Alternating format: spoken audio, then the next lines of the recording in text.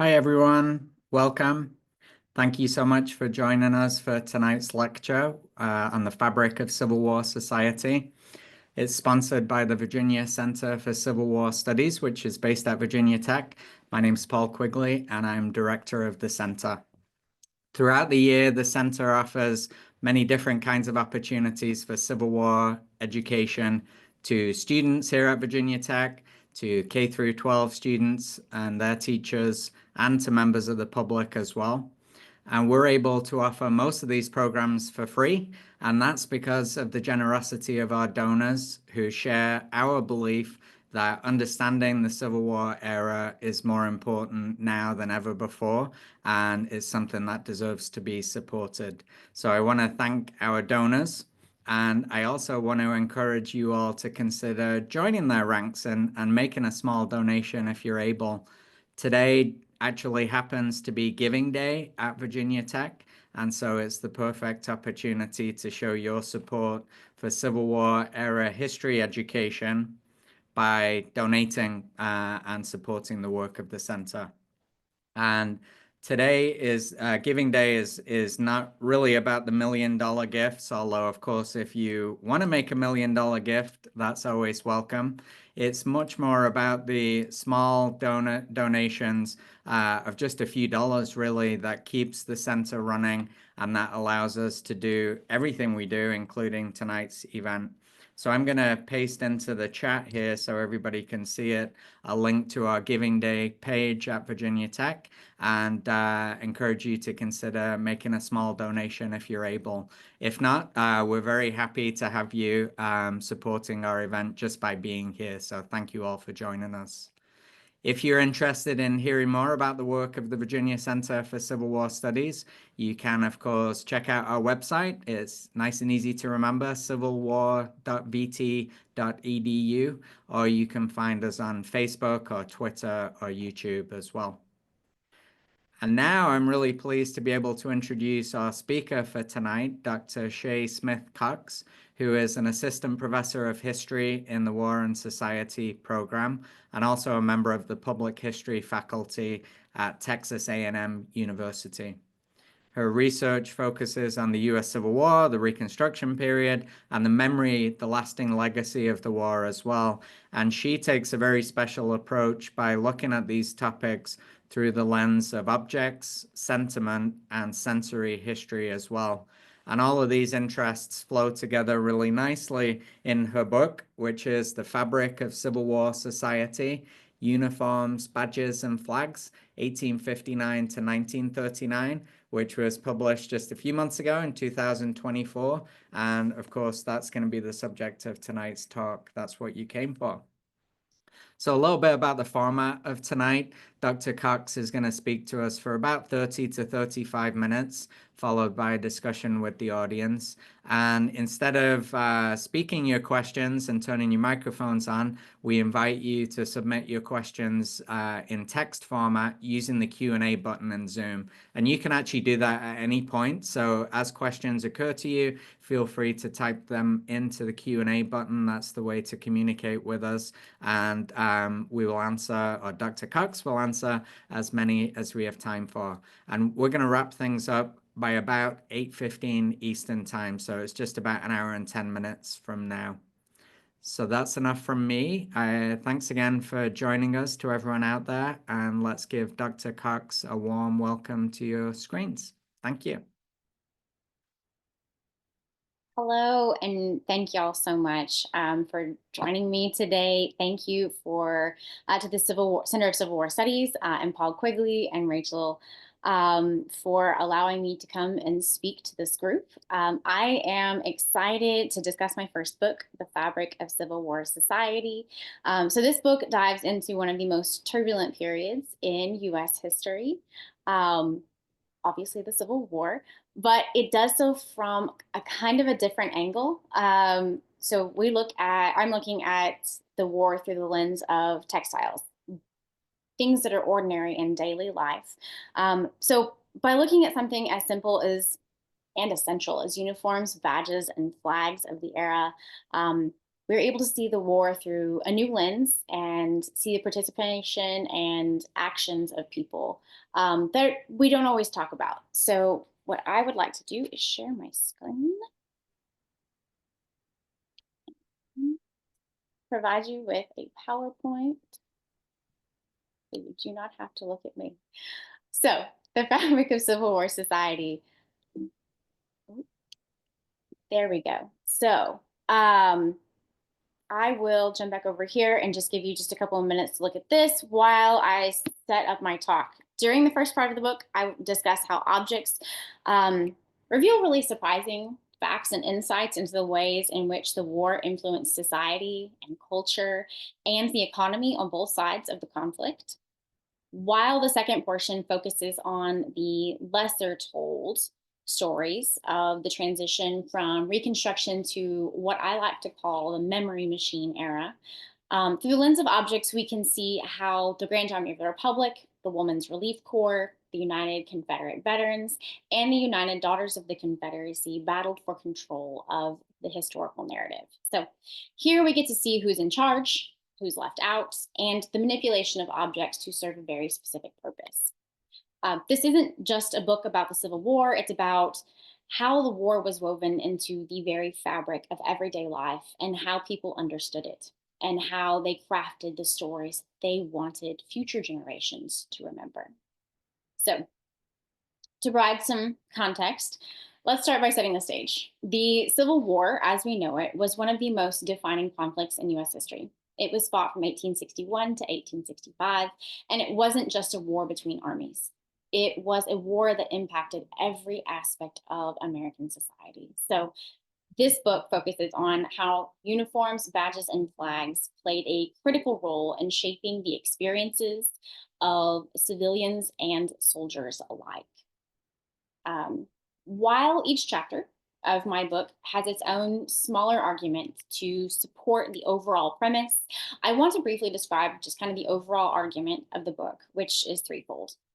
Material items, especially uniforms, badges, and flags, had a much larger role in the Civil War than is currently acknowledged in our typical scholarship. So, the complications and the struggle for logistics. So, specifically, who would pay for the uniforms and where they would come from, placed an unexpected financial burden on the soldiers and their families, plaguing both factions of the war.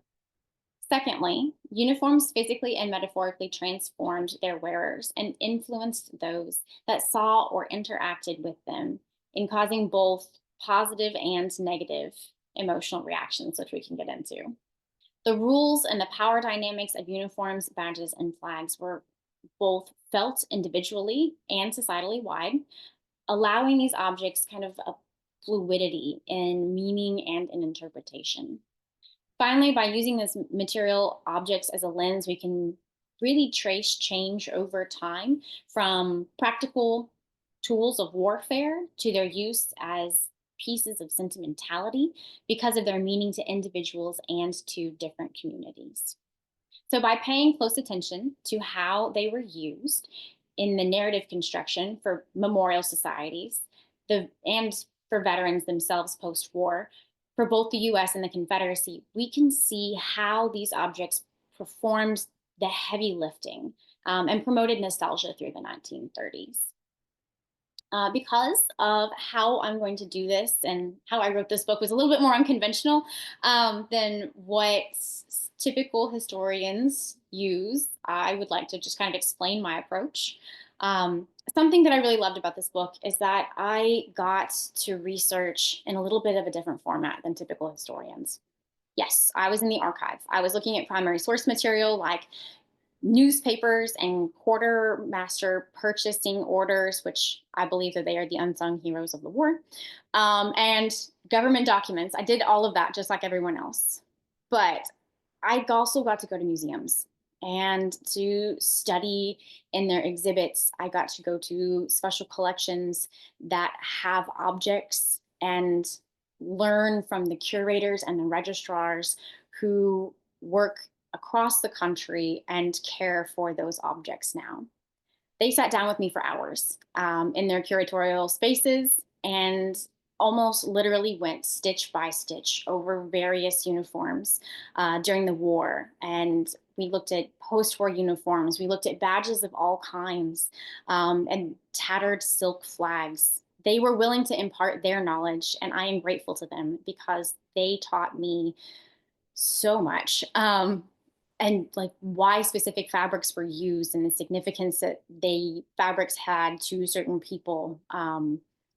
I do have a museum background, so being able to hold these objects and read their manufacturing labels not only taught me a lot about material, but made the people who wore and gave their lives for those objects more palpably real, especially to me. So I also realized that in the exploration of that most of the veterans items that are in these museums, they're not actually on display. Um, there are very few Grand Army of the Republic posts left in the country, but I was able to take a tour of a handful of them. In Lynn, Massachusetts, a wonderful volunteer guide named Larry spent hours walking me through and showing me how real wartime experiences um, were conveyed by the veterans and the objects that they collected and put on display in this post. All of these things convinced me that collecting on my own for the purpose of building a teaching collection and a research collection was going to be extremely useful. So I actually own most of the objects that are photographed in my book. So my plan for the bulk of this talk is to provide a very brief overview of a chapter and kind of walk through the series of objects that I feel accurately represents the characters, the struggles in the heart of these chapters. So let's take a look at what's going on in chapters 1 and 2. Um, Here I provide an overview of pre-war militias and what clothing looked like during the Mexican-American War. Um, I spend some time talking about John Brown and his raid on Harper's Ferry. And because that was a key moment that signaled for men to put on uniforms and to ready themselves for war, that's something that really, in my mind, marks the beginning of the Civil War. After this chapter, we walk through the hustle and bustle of getting ready to fight. So, what John Brown's raid on Harper's Ferry actually did. Um, so, we're able to look at the how difficult it was to outfit hundreds of thousands of men in short order, and what happens to the clothing whenever it's not very good and it's not made very well. Specifically, that's called shoddy, and there were numerous stories for Union soldiers of having shoddy clothing and holes in their breeches. Um, so, something interesting I pay attention to in this chapter is the overall mobilization of Confederate forces trying to run the Union blockade and the English and Irish companies from which they purchased so many of their goods.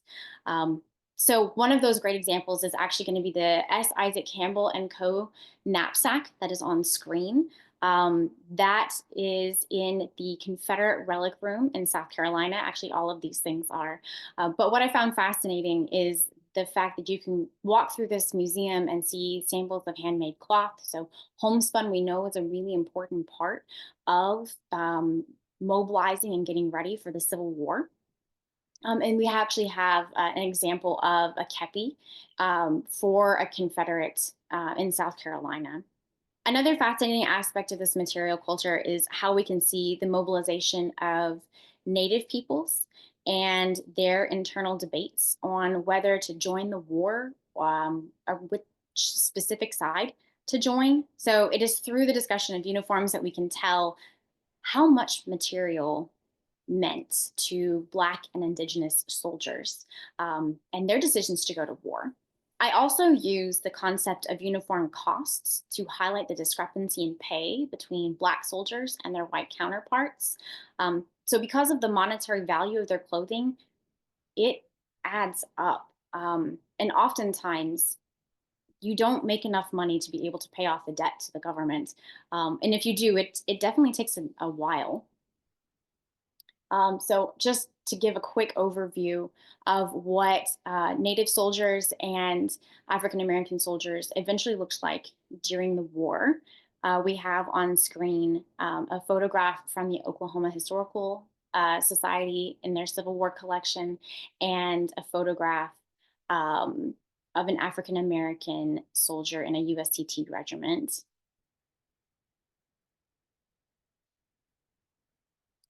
So, chapters 3 and 4, I stray a little bit more outside the typical narrative by theming and like thematically focusing on sentimentality of uniforms for Black and Native soldiers.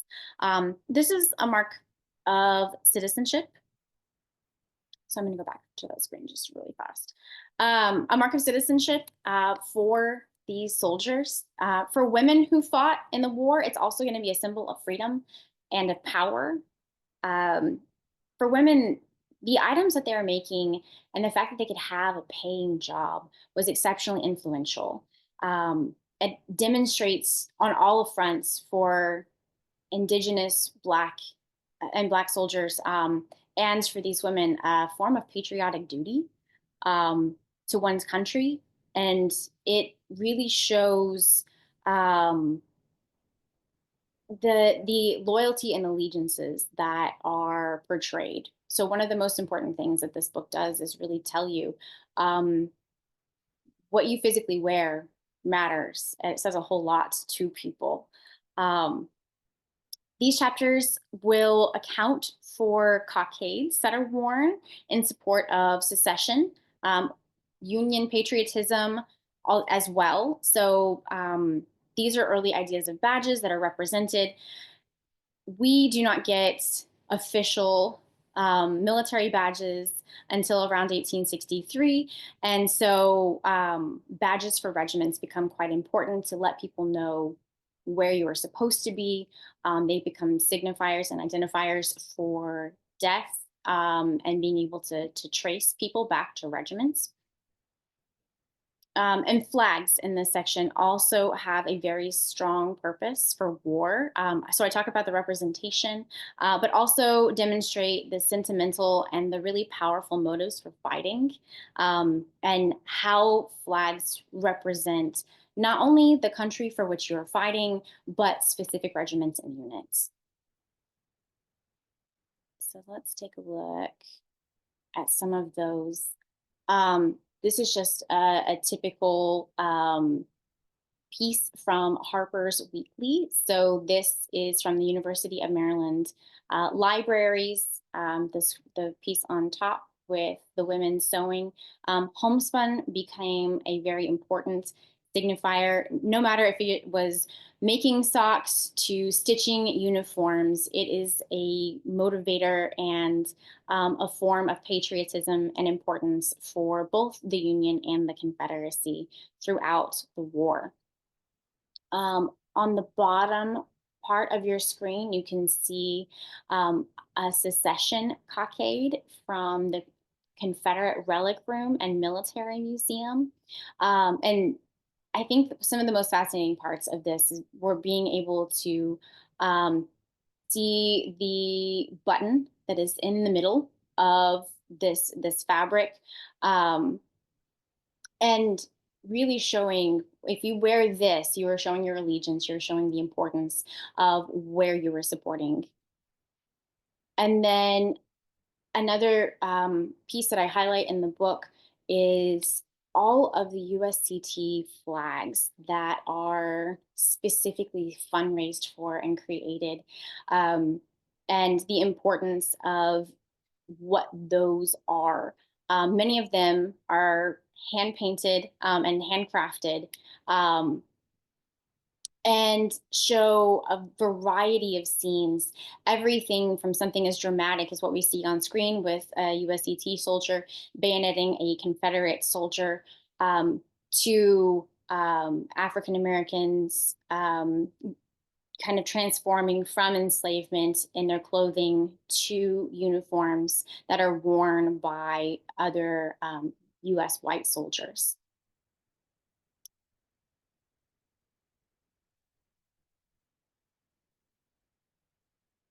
Okay. Next, I would like to talk a little bit about some of my favorite things that I learned whenever I was writing this book. Chapters 5 and 6 demonstrate the pushback from Southerners about having to remove their uniforms. So once the war is over, U.S. soldiers who are mustered out take off their uniforms. They are told to put them in trunks, save them for later, put them in terms of like bring them out for grandkids in a few years. Southern soldiers are obviously not allowed to wear these uniforms. This becomes a later part of the moratorium on what clothing is allowed. And so, um, in this story, I like to discuss the variety of pushback that is perpetuated by Southern society, not just soldiers, but women as well. Women will take ornaments from these Confederate uniforms and wear them and proudly display them in church.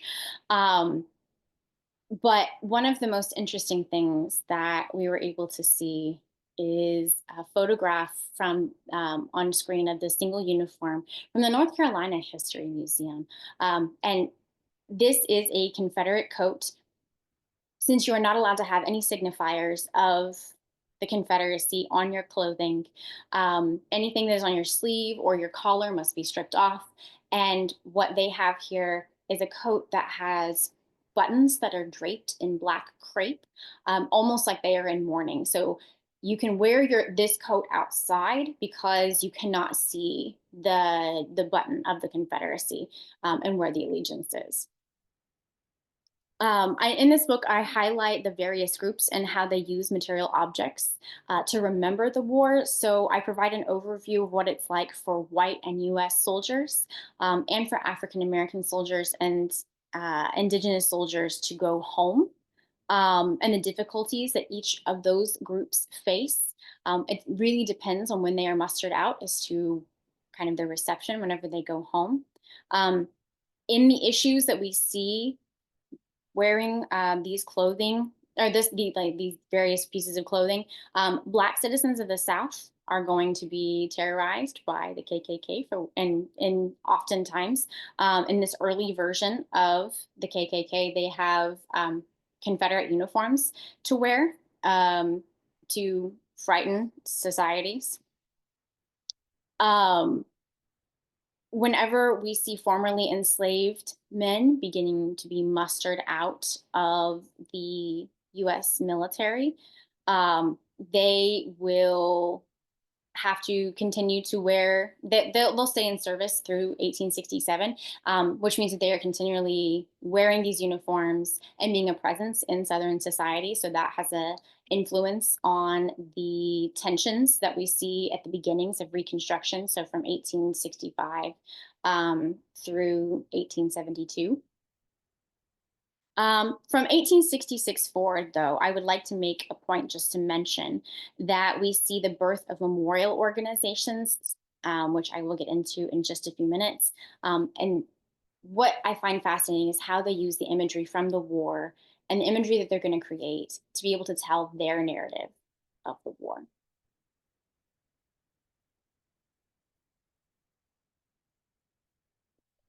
So with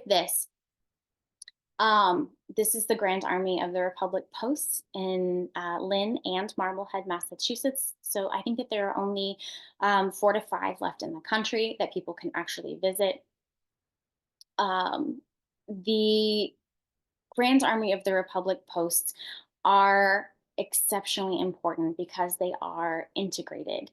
It's an integrated organization. And so you can have Native soldiers, white soldiers, Black soldiers, all joining these posts in the various locations. And they mean a lot of different things to different people.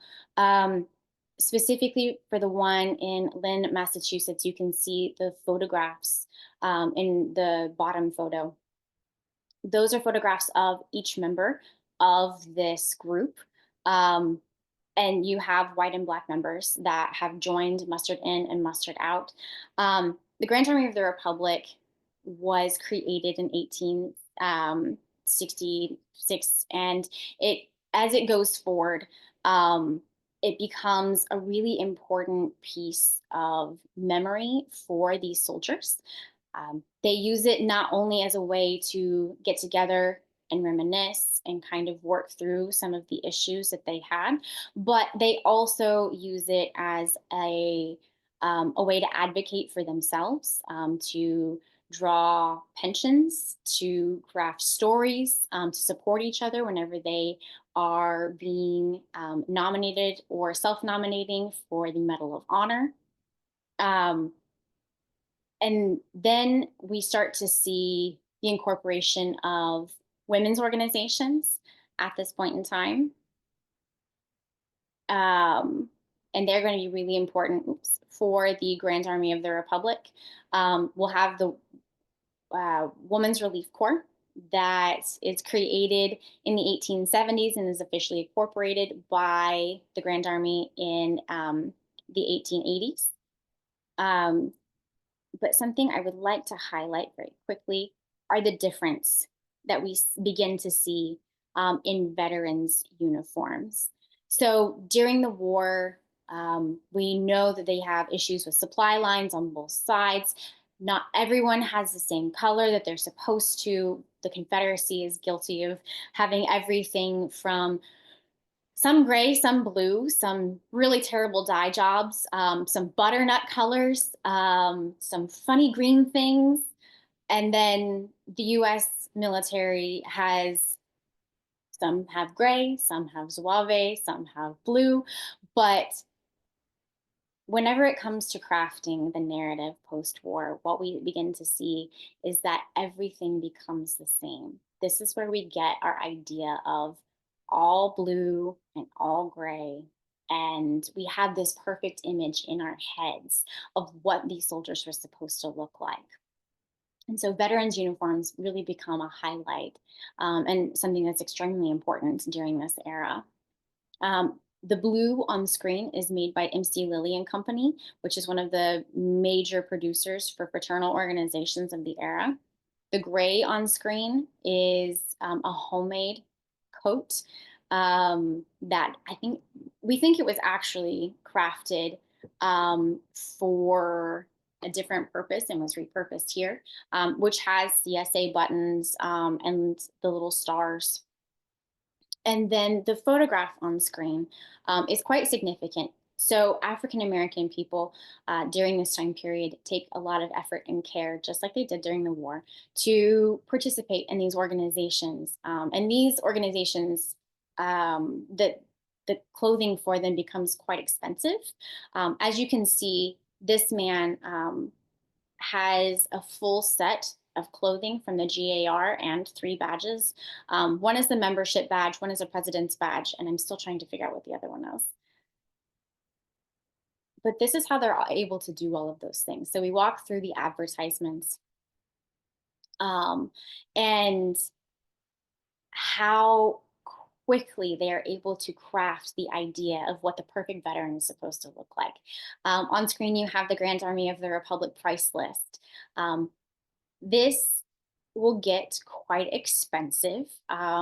Whenever it comes to the Grand Army of the Republic and the UCV, it will cost around, they advertise for $7, but if you get everything that you're supposed to, it's going to round up to about 25 in about 1890 to 1910. Today, that's going to be an inflation price of about $850 for a very specific suit of clothing. So that becomes like a commitment right after the war. And I want to show one more thing right here for Gettysburg of 1913 and the 50th anniversary. So this becomes one of the hallmark, just iconic photographs from the 50th anniversary of Gettysburg, because you have the perfect colors on each side, and men in badges who are older and they are shaking their hands across this hedge. Whenever it comes to the women's organizations, this is going to be a lot more in chapters 7 and 8. We see the growth of these organizations, so the Women's Relief Corps and the United Daughters of the Confederacy, and how they vie to be part of the central Civil War narrative. They do this by not only supporting these male organizations, but by crafting badges of their own. And so on screen, you can see United Daughters of the Confederacy badge. You can see an entire grouping of different badges that are created and are housed in the American Civil War Museum and Library of Congress. But these become markers of their service, not only during the war, but also post-war. They are status symbols and are really important to the overall understanding of how these organizations operated. So I wanted to show just one more quick piece of the badges that we have here. So the Veterans W.W. Perkins post is from an integrated GAR post. The next is going to be your official Women's Relief Corps badge. Um, the third on screen is a celluloid badge from Gettysburg's 50th. And then last but not least, you have a US GAR, a membership badge. So to start to wrap these things up, um,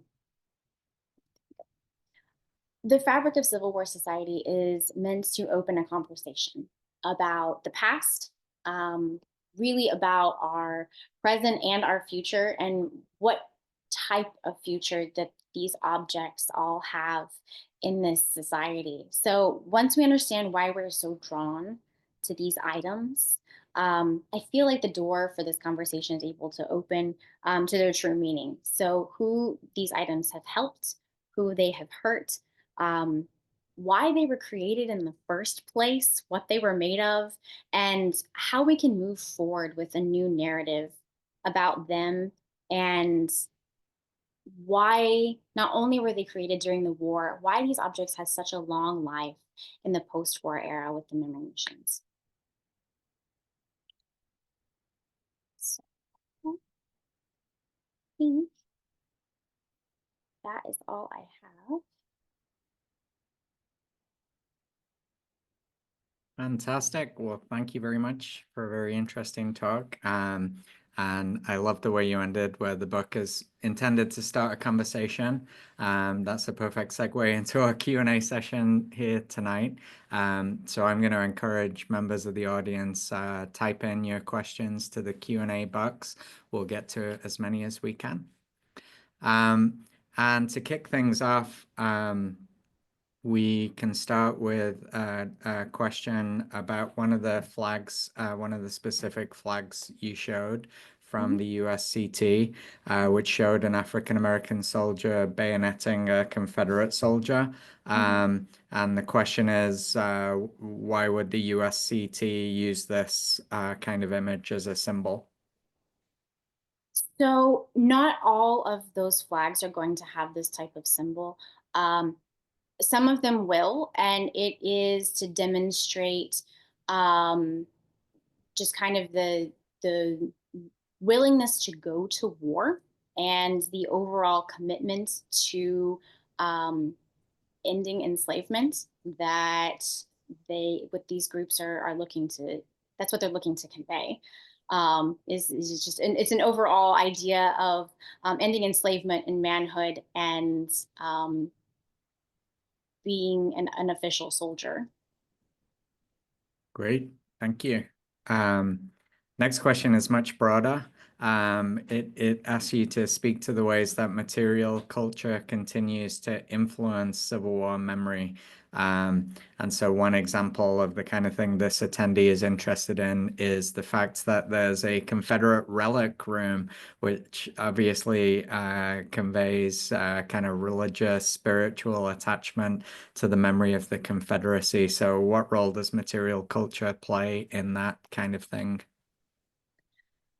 Oh wow. So material culture is actually it's the perfect way to kind of convey the the overall goal of these organizations and why they found it to be so important. It in some of the founding documents for the United Confederate Veterans, it actually says that they're going to collect pieces of the war to be able to demonstrate exactly how, like, the exact history that they would like to tell. It Collecting is part of their mission. The fact that it is a relic room is quite interesting, because it's that's kind of what these objects are used for. They're seen as important and sacred and things that really aren't messed with in the time in which they are created. Yeah, that's so interesting that some of these objects are found in these relic rooms. Some of them, some of the examples you showed are also found in some of the larger museums from ranging from the American Civil War Museum to the Library of Congress and I guess the Smithsonian as well. Mhm. So a lot of them are in museums, but are there a lot of these objects held in private hands still? And how does that work? Are they not falling apart at this point? Cloth is not the most durable of materials. What's the story there? It most certainly is not. And something else to go along with the idea of the relic room. So there are different organizations across the United States that have this idea, these relics. Are they all perfectly preserved? Absolutely not. Are they deteriorating in their cases because of the humidity and the lighting and everything else? 100%. Um, are they overcrowded and packed into tiny locations? Yes.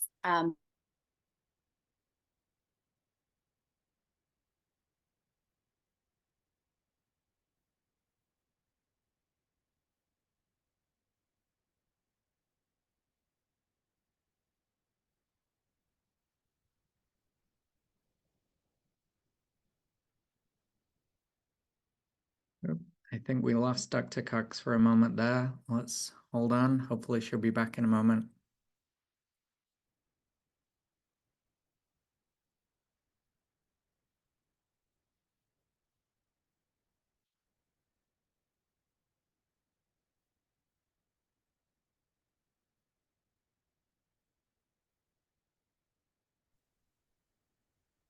That just fell apart. How funny. Okay, Sorry. There we go. no worries. You're back. It's good to see you back. There we go. Okay. I don't know what just happened.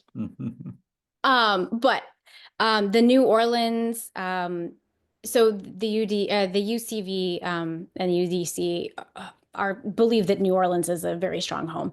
And there is a I forget what it is actually called, but there is a Confederate museum there. It is right across from the World War II museum. So if you visit, you are able to see the condition of these things. And each of these rooms actually in facilities has a very specific mission. And just like most other museums, they have a very specific idea as to what should happen, and the story and the narrative that they are telling. And they're doing this all through objects. Yeah, that's so fascinating. It's such a different kind of way to connect to history, I think, than, reading books is obviously important, but seeing these objects and being able to examine them from different angles is really crucial as well. Mm.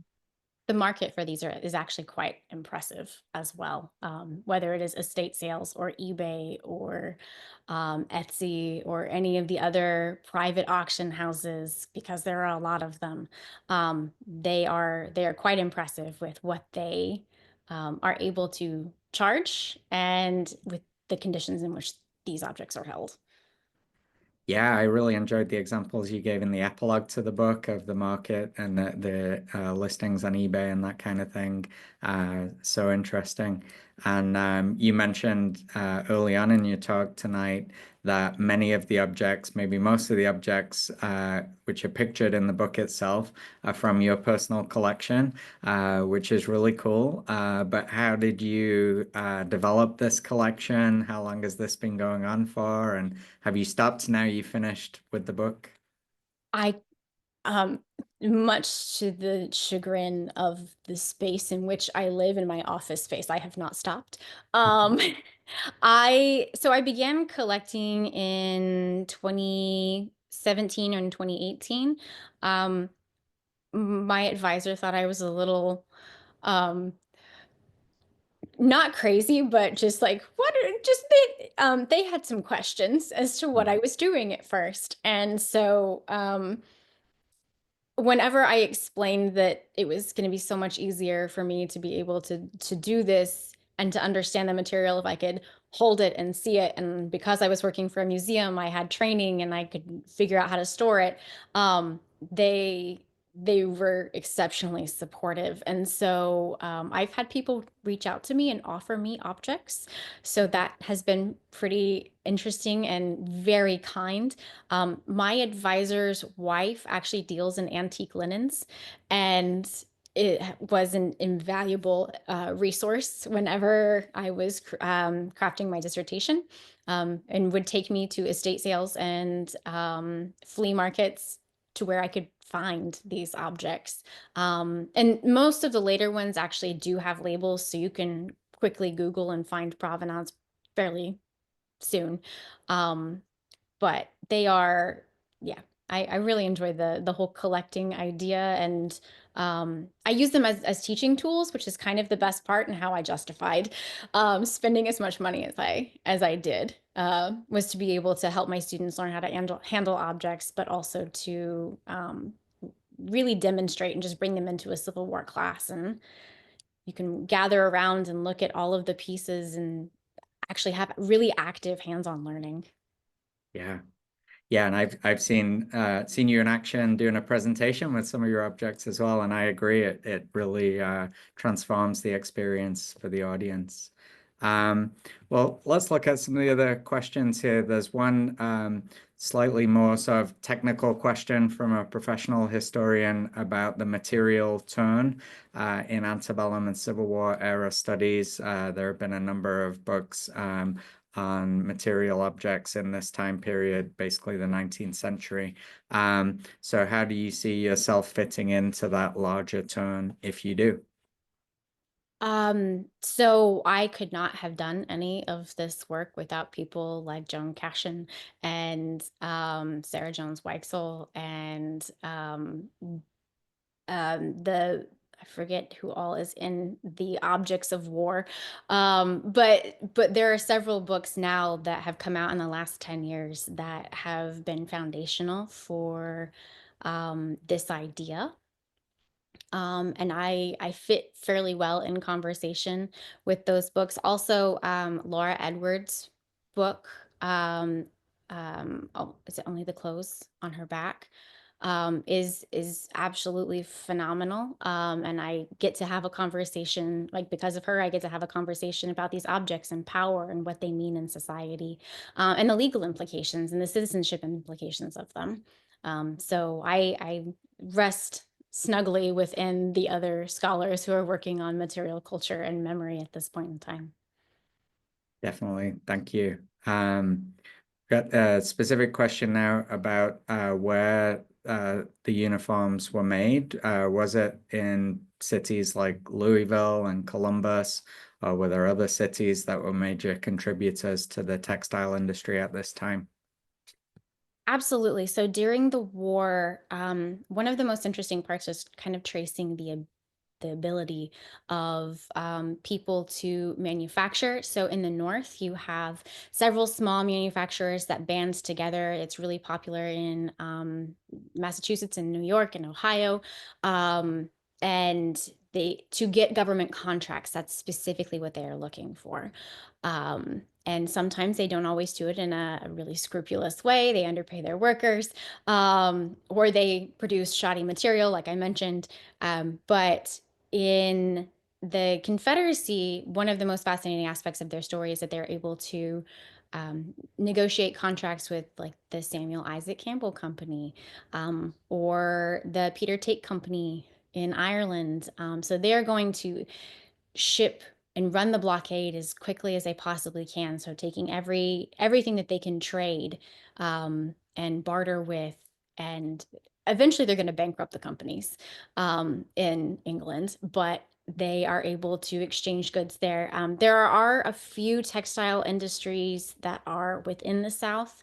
Um, Columbus, Georgia, yes, I think it's Columbus, Georgia, is really important. And there are a few in the line of Georgia, especially whenever Sherman makes his march, where he actively takes textile workers out and ships them north to get them away from the Confederacy. So they're scattered all throughout.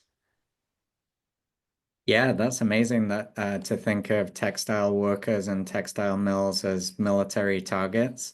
But it makes perfect sense because the uniforms were so essential, just to the ability of the soldiers to wage war, as well as for all the symbolic power, that you talk about in your book. Um, we've got a question about the time period, and what does the period of 1900 through 1939 represent in your book? And I remember, if I'm remembering right, the whole span is 1859 to 1939. So maybe you can even talk about the beginning and the end points. Yes, so it's actually broken into three different sections. So it's the 1859. So I have a pre bit whenever I talk about just the setup of uniforms, everything from the Revolution to the War of 1812, the Mexican American War, and just kind of what the U.S. Army has precedent for.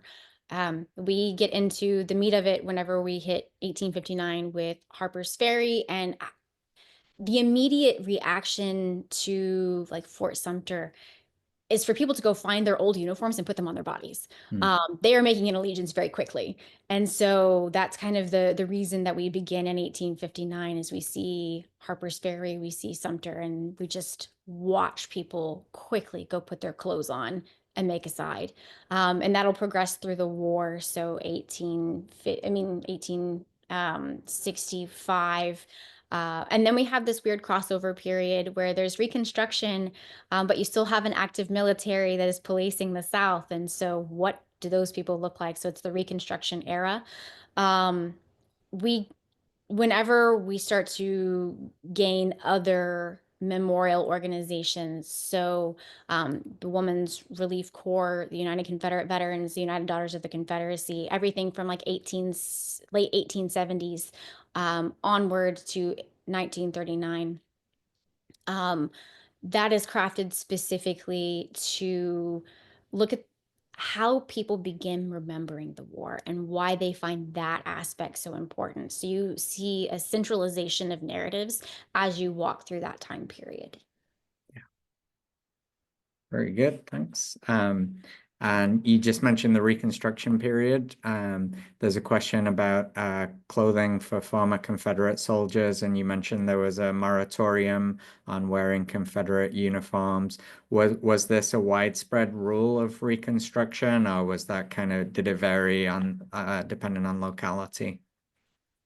So it became a widespread rule. It's obviously very difficult to enforce at first. You have former Confederates milling around Richmond and Washington, D.C., even the people who were assassinating Abraham Lincoln, like they put on Confederate uniforms and use it to try to blend into society and to get away.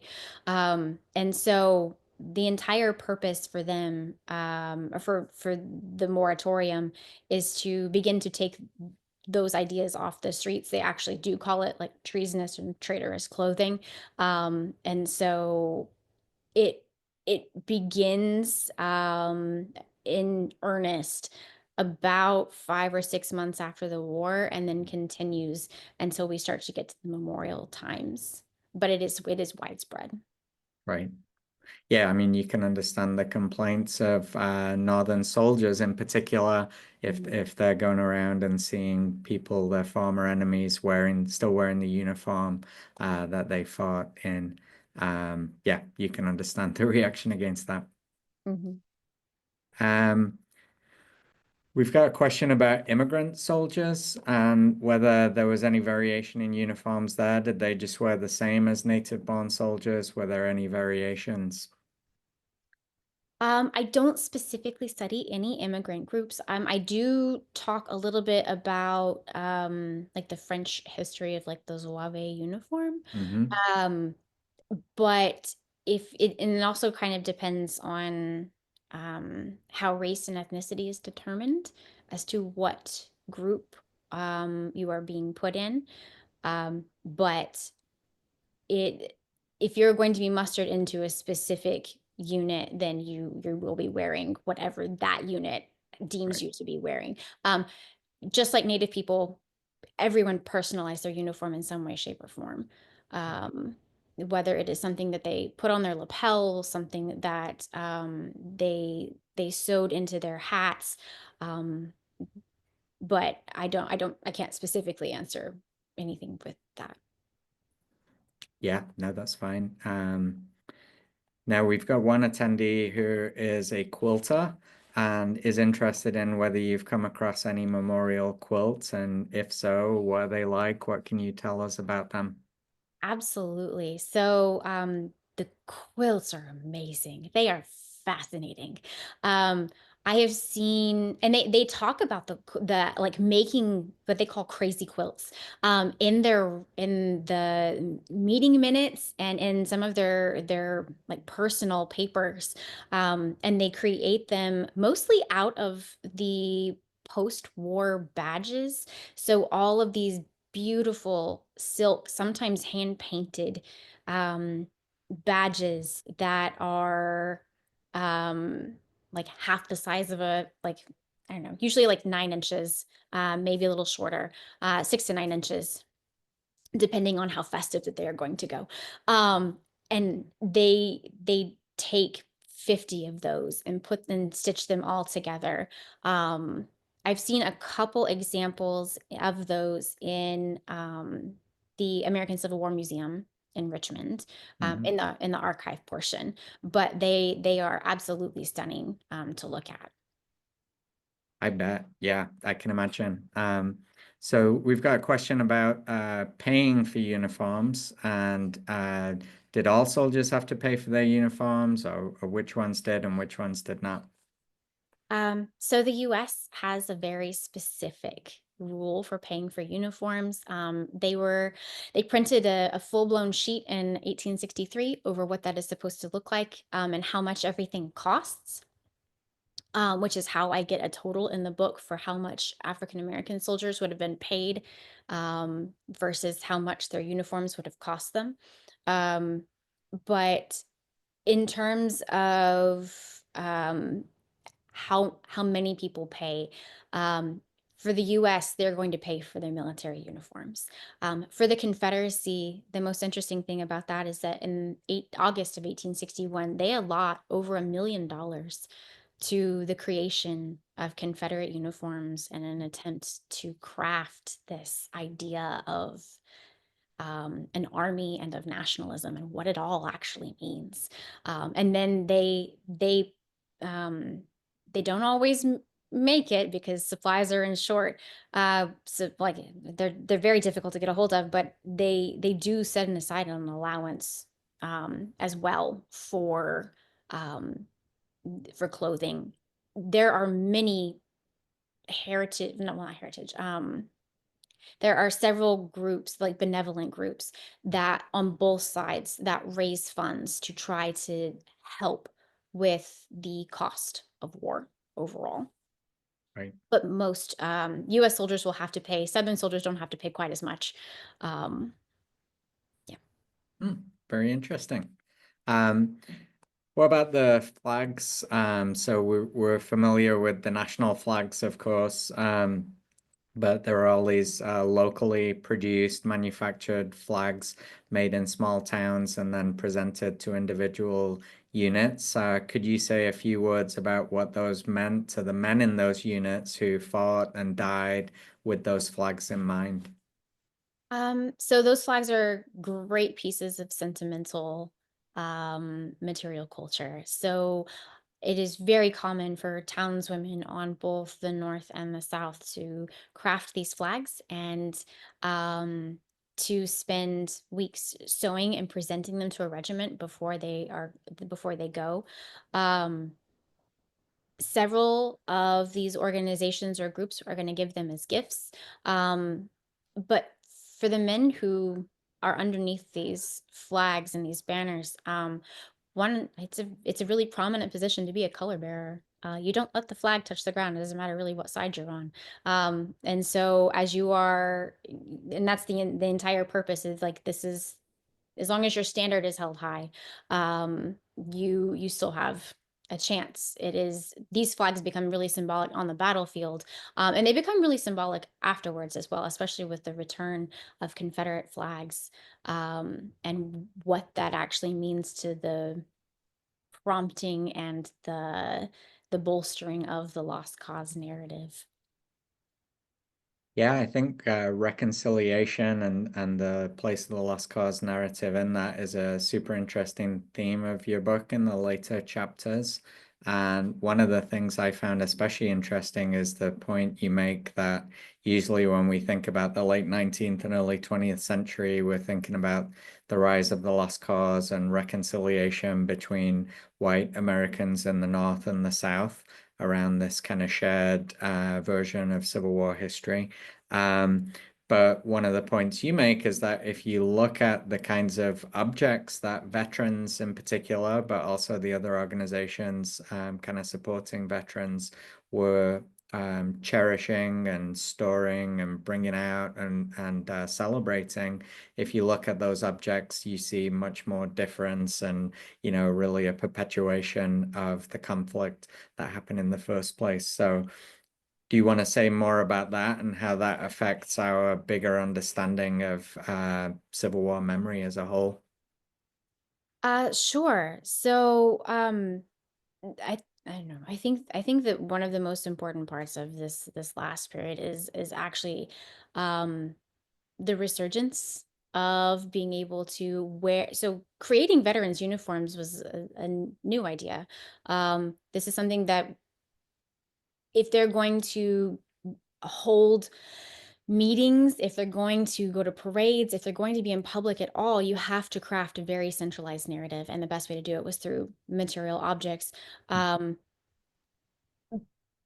it honestly allows for an an excusal of what is going on in society. Um, at the time that they begin crafting a United Confederate veteran uniform, um, th- we have had the Spanish American War, and they have put like the South raised black regiments to put in Confederate gray. And so you have this idea of pushing the lost cause narrative in a different way. Um, so with the acceptance of that, and then being able to move into the repatriation of Confederate flags, and bringing out especially the tattered ones, the bloodstained ones. Those are kind of the symbols that they like to show a whole lot. Um, you start to see just kind of this overall skipping over why we fought the war, acceptance of this narrative that it was a conflict on both sides, and that we can come back together, and how important coming back together really is. But the whole purpose is you're still standing in blue and you're still standing in gray and you're still waving these separate flags, but we're all really together again. So visually, you're very separate. Yeah, definitely. It's really striking.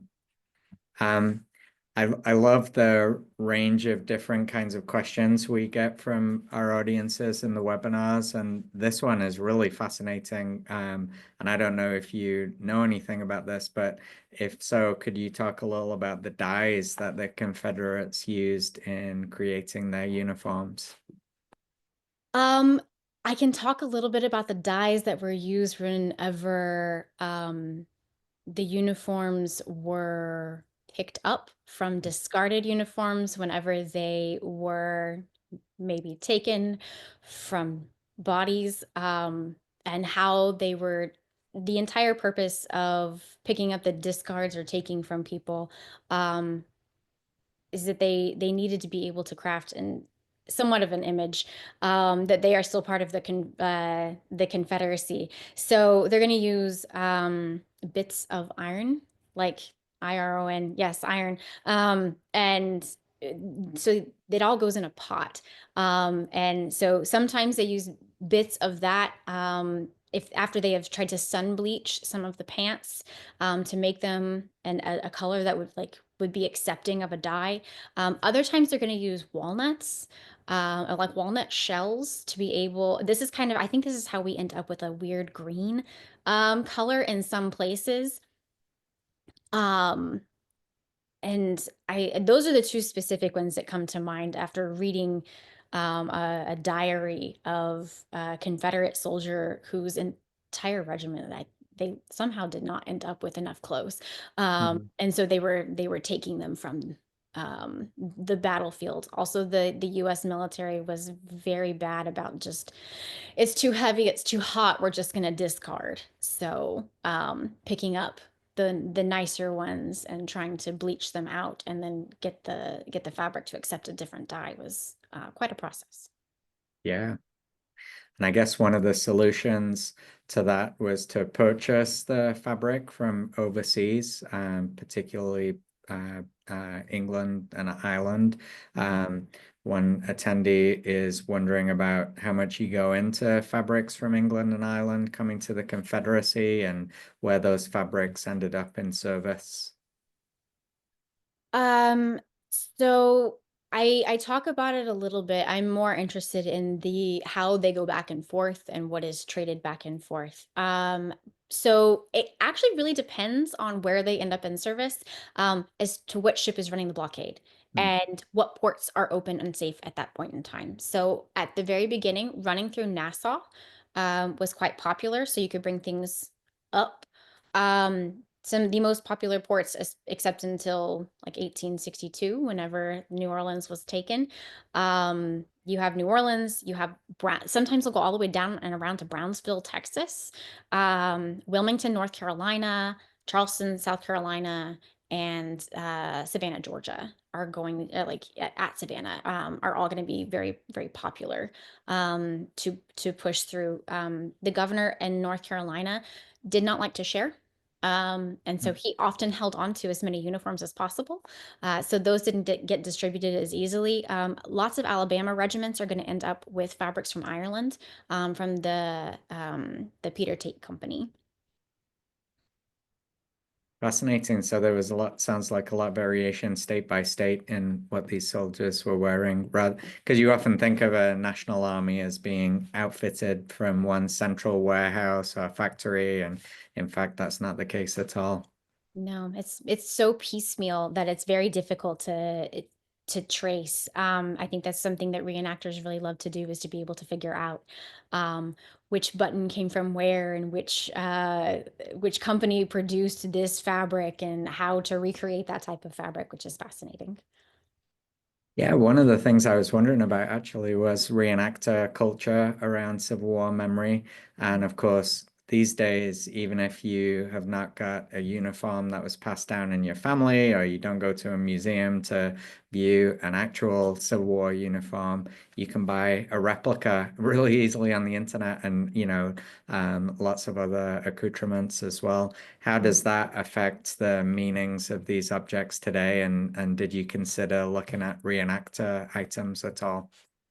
I did actually. I looked at I in my dissertation did have reenacting in it. It had the history because reenacting actually began during the US Civil War. So people would put on these reenactments to try to demonstrate what had been going on.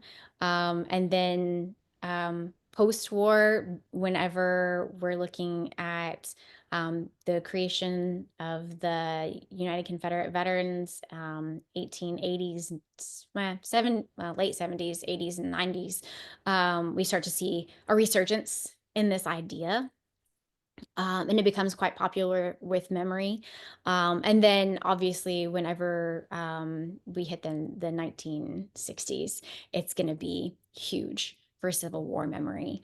Reenactors today, it kind of depends on where they are from and what they count as lineage, as to obviously some of their thoughts and what they want to be wearing. One of the most popular, I mean, from the several groups of reenactors that I have talked to across the nation, they actually, most people want to reenact as Confederate. And then like you have to buy both if you're going to be an active participant in these organizations. But purchasing both is quite expensive. You're going to run yourself anywhere from $3,000 to $5,000 to get everything to get started. So it has strong implications for how people view history and how literal they want to take everything. Yeah. We have a question about how the existence of replicas or sometimes fake relics as well, what kinds of problems they might cause for museums or auction houses. Have you heard about any complications there, or is it usually easy for the professionals to figure out whether it's original or not? It's usually easy for the professionals to figure out whether it's original or not. One of the most replicated items is going to be the Southern Cross of Honor, and it was replicated immediately. Um, so it oftentimes the wording would be tilted and off, or like the weight of the metal is not quite right to what originals and authentic pieces are, because it all comes from a different manufacturer. So most of and these organizations will openly collect the fake ones as well, so they can use them as demonstration pieces to show the difference, which is fascinating. Yeah, that really is. And has that come up for you personally at all when you're buying things on eBay? Do you ever worry about getting sold something that's not what it pretends to be? I haven't yet. I intentionally actually bought a fake Southern Cross of Honor just so I could see the different. Like the person was very upfront. He was like, "This does not come with a certificate. This is exactly what it is." But it came with other badges and medals as well. And so I wanted to see the difference in how it was replicated and why it was off. So I intentionally did it, which was kind of fun. Yeah, definitely. So a question about denim. One of our viewers notes that Fort Ward in Alexandria, Virginia has a denim jacket on display. So how common was denim as a fabric in the 1860s? Um, for what I was looking at, I did not run across a lot of denim. Yep. Although now I would very much like to go and visit and see that jacket, and ask the curator several questions about the provenance and like why this jacket was created and where. I did not run across a lot of denim. A lot of the fabric I was dealing with was a blend of different materials, wool and cotton, linen shirts, that type of a thing. Right. So we talked a little bit earlier about some of the relic-oriented museums, and it seemed as though the examples you were thinking of were in the South. One viewer is wondering about differences with the display of objects in museums in the North. Has that typically been completely different, like less of that relic feel to it, or do you see examples of that as well? So I would not call the GAR posts relic houses. They have more of a memorial type of feel to them, especially if they were used for um, later veterans of war, Spanish American, World War One. Sometimes they were all housed under one place. Um, the really important and interesting thing about the southern ones is that there's a point to be made. There's there's an overabundance of proof, and the whole point of what they're trying to collect and why is to be able to give legitimacy to their narrative. And so that's why the Southern ones have this very strong feel of religion and sacred objects. Yeah, makes sense. Thank you. So we just have a couple of minutes left, and I would like to exercise the prerogative that I have to just make a couple of announcements at the end. And one of them I made before I pasted this into the chat, but just in case anybody missed it, then if you would like to purchase a copy of the book, and if you like saving money, which most of us do, we are very fortunate to have a 40% discount code from LSU Press, the publisher of the book. So if you're interested in taking advantage of that, I just pasted the link into the chat, and you'll just need to type in the discount code SAVE40LSU. And we will, by the way, follow up with an email to you all as well. So if if you're not in a position now to be able to click on the link or take note of the discount code, you will receive that by email. So that's one thing. Another thing I want to do is just read out a statement by one of the viewers. This isn't a question, it's just a statement. Which I think kind of summarizes and really drives home the importance of the kinds of objects that we've been talking about tonight. It's not cloth, but it is a Civil War artifact. And so this viewer says, we have handed down from generation to generation my great-great-grandfather's sword who fought on the Union side. It's treasured by my family. He led a regiment of free men of color. We will never sell it, ever.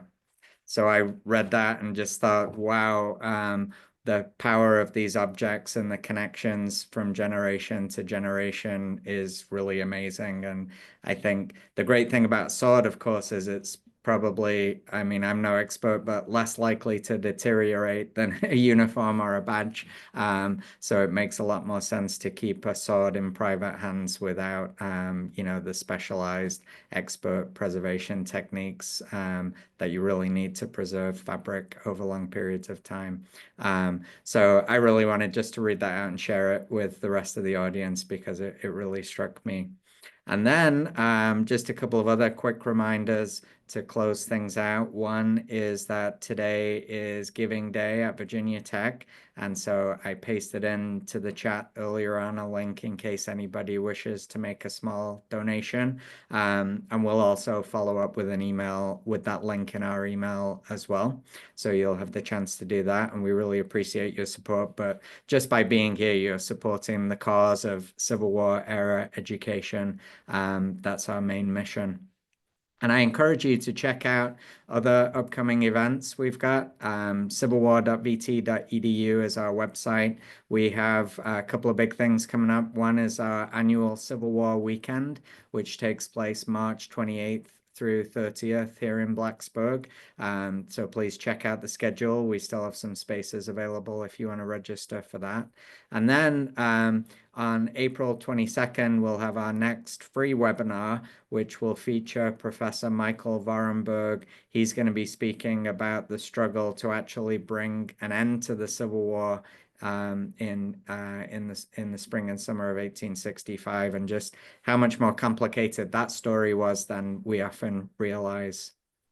So thank you all so much for attending. I do hope to see you at future Virginia Center for Civil War Studies events. Thanks again to the donors who made tonight possible. And thanks most of all to Dr. Cox for providing us with such a fascinating talk and conversation. Thanks very much and good night. Thank you.